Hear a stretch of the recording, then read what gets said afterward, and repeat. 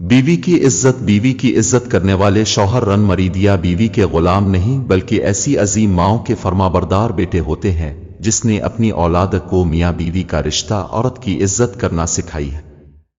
ام المومنین سیدہ صدیقہ سے روایت ہے کہ نبی کریم میں مجھ سے بہت پیار محبت سے پیش آتے تھے۔ ان کا معمول بیوی کا تحفہ، بیوی کی خوشیوں اور خواہشوں کا خیال رکھنا شوہر کی ذمہ داری ہے، کیونکہ وہ اب کے علاوہ کسی سے نہیں کہہ سکتی۔ شوہر کا پیار، وقت، توجہ ہی بیوی کے لیے سب سے بہترین تحفہ ہے۔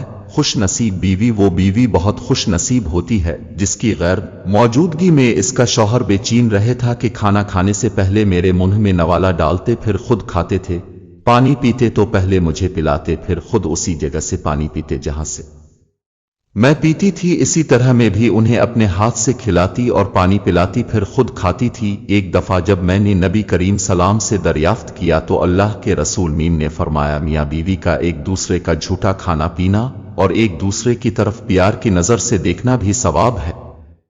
بیوی کی ضد، بیوی اپنے شوہر سے اس وقت تک لڑتی یا ضد کرتی ہے جب تک اس سے پیار کی امید ہوتی ہے، جب وہ امید ختم ہو جاتی ہے تو وہ لڑنا اور ضد کرنا بند کر دیتی ہے۔